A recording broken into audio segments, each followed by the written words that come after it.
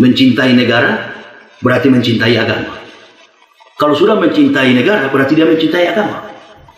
Konsekuensi daripada kehidupan kita ini adalah kita bernegara. Para pendiri bangsa ini kebanyakan para kiai, para ulama. Mereka berduduk bersama, bermusyawarah, mencapai mufakat, kemudian memutuskan. Bukan cuma final, finish. Tidak ada pembahasan lain lagi. Terkait aspek kebudayaan, kemudian dimasukkan katanya dalam rancangan undang-undang HIP, haluan ideologi Pancasila. Manusia Indonesia nggak usah diajar berbudaya. Sudah berbudaya.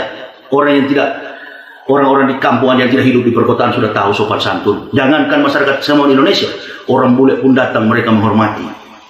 Mereka memberi makan. Itu budaya yang paling tinggi, nilai etika yang paling tinggi. Daripada antum mengaku pejabat, bersiasat terus, bermanuver terus, mengadakan trik kamuflase politik terus, untuk memperunci suasana dalam kesulitan masyarakat di tengah COVID-19 ini. Ya Allah, ya Rabbi. Mudah-mudahan umat Islam bersatu, menunjukkan kekuatannya bahwa kita mayoritas, menghormati agama-agama lain, tapi tidak mengakui ketuhanan musyrik. Nilai Pancasila itu sudah jelas diletakkan ketuhanan yang Maha Esa. Kata Maha dan Esa mengandung bersifat menyentuh kepada makna filosofis tauhid. La ilaha illallah Muhammad Rasulullah. Kemudian 4 rumusan filosofis Pancasila yang keempat ke bawah itu. Ketuhanan yang Maha Esa, kemanusiaan yang adil dan beradab, persatuan Indonesia, kerakyatan yang dipimpin oleh hikmat kebijaksanaan dalam permusyawaratan perwakilan, dan yang ditutup oleh panduan kehidupan untuk memurnikan komitmen kita berkebangsaan, keadilan sosial bagi seluruh rakyat Indonesia. Antum berteriak-teriak saya Pancasila, saya NKRI, kalau ketimpangan sosial begini rumit, BPJS dinaikkan, orang masyarakat bawah semakin sulit, grassroots, akar rumput, mencari makan pun saat ini susah. Kemudian ditimpa dengan berbagai macam tanggung jawab ekonomi yang begitu berat. Allahu Akbar. Masya Allah. Tidak terwujud keadilan sosial. Malu mengaku saya Pancasilais. Seorang Pancasilais tanpa berkomentar tapi terbukti. Seorang leader tidak perlu mencari pengikut. Pengikut akan mencintainya karena aspek kejujuran dalam jiwanya. Allah Subhanahu wa Ta'ala berfirman dan memusuhi orang-orang munafik itu. Bahkan memerintahkan Nabi kita Muhammad SAW memerangi orang-orang munafik. Ya ayuhan nabiyyu jahidil kufar wal munafikin waqlus alaihim wa ma'wahum jahannam wa bi'sal masir. Wahai Nabi, wahai Rasulullah, wahai Muhammad, perangilah orang-orang munafik, orang-orang kufar, kafir dan munafik yang ada di sekitar, dan bersikap keras kepada mereka. Waqlus alaihim wa ma'wahum jahannam wa bi'sal masir. Sesungguhnya tempat kembali mereka neraka jahanam yang sangat pedih. Kufar wal munafik, tempat kembali mereka neraka jahanam yang sangat pedih. Orang munafik lebih bahaya daripada orang kafir.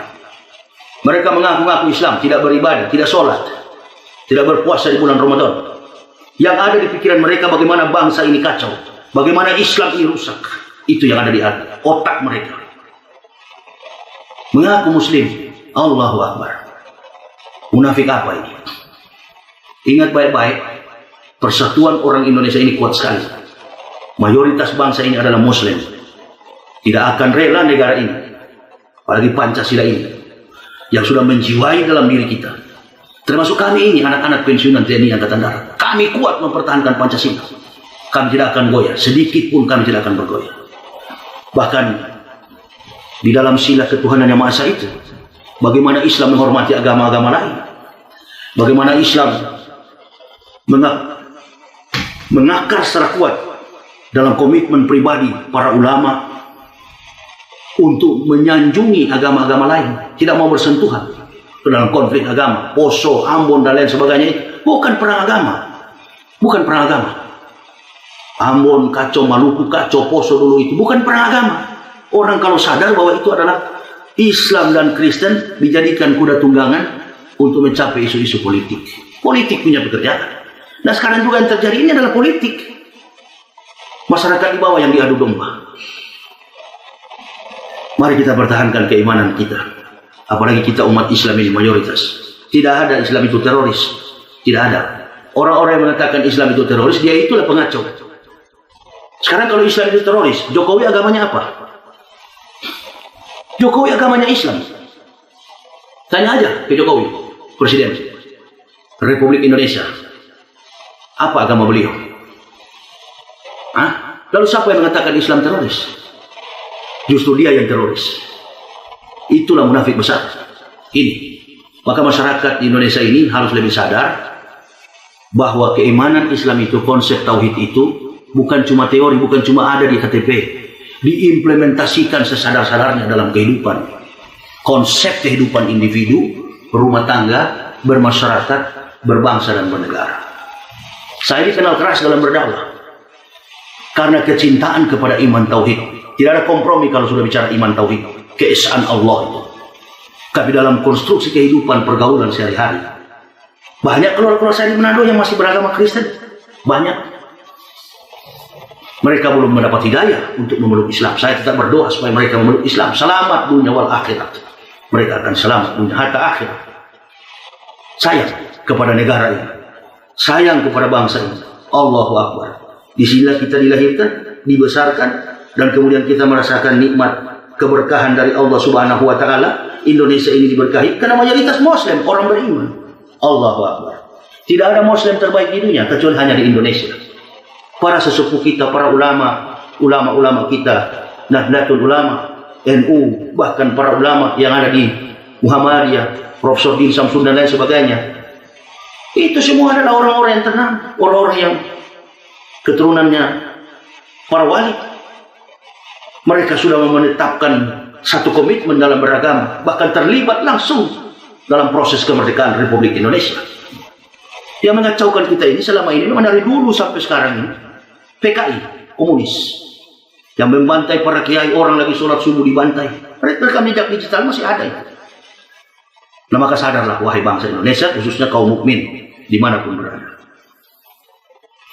Bersatulah kita untuk mewujud nyatakan konsep kehidupan nasionalisme yang tidak pura-pura, yang munafik. Konsep hidup nasionalisme yang jujur di atas pengakuan keyakinan kita. Ingat baik-baik, Allah Subhanahu wa Ta'ala itu sayang kepada bangsa ini karena melihat mayoritas bangsa ini dikenal oleh dunia berpenduduk mayoritas Muslim terbesar di dunia.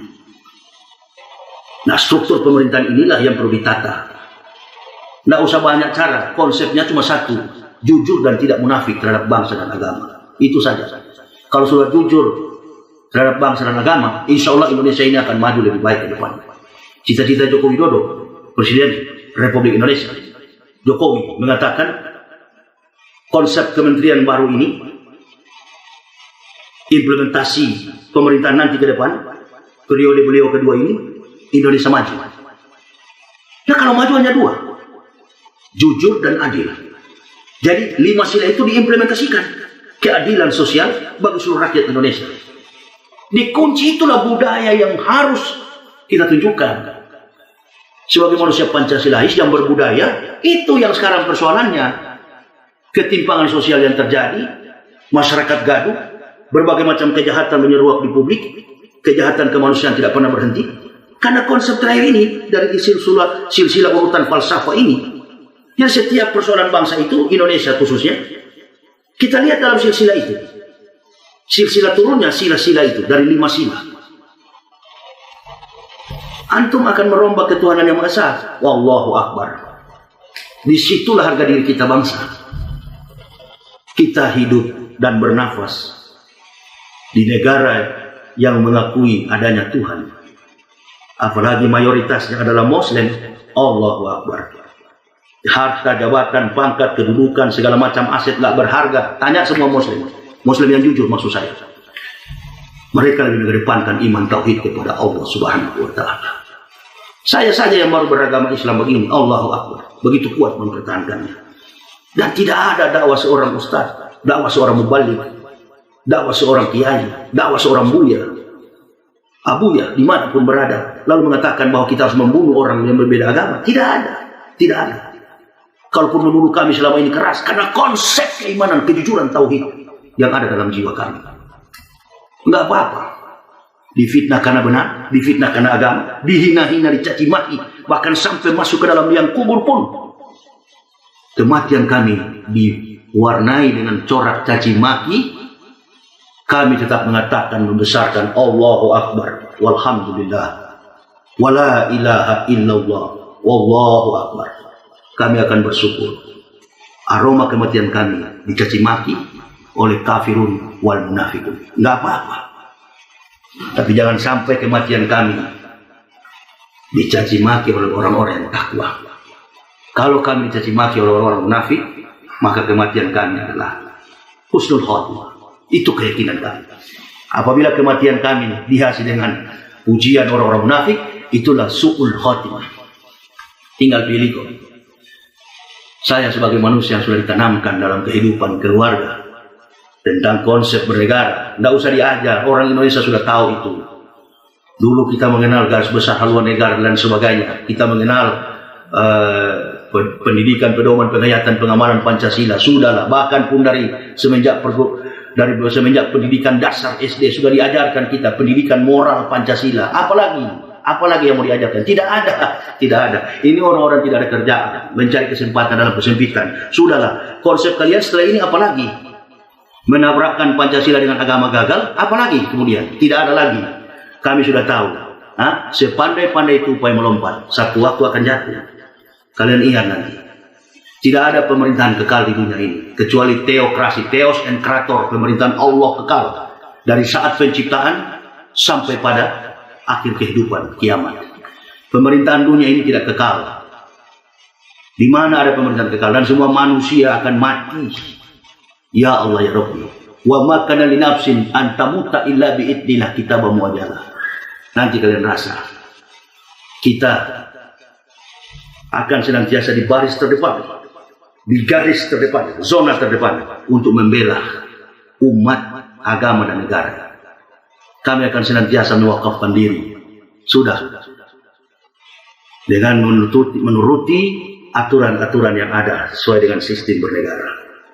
Tapi yang perlu kami ingatkan, hadis Nabi Shallallahu Alaihi Wasallam, istatun yadkhulun naro bisitatin. Ada 6 golongan yang masuk neraka karena 6 perkara. Yang pertama, al-umara'u bil ju'uri, penguasa pemerintah yang sewenang-wenang. Yang kedua, wal arabu bita'subi, orang baru yang fanatis kesukuan. Yang ketiga, wa ahlu rustaqi bil jahli, orang kampung yang bodoh.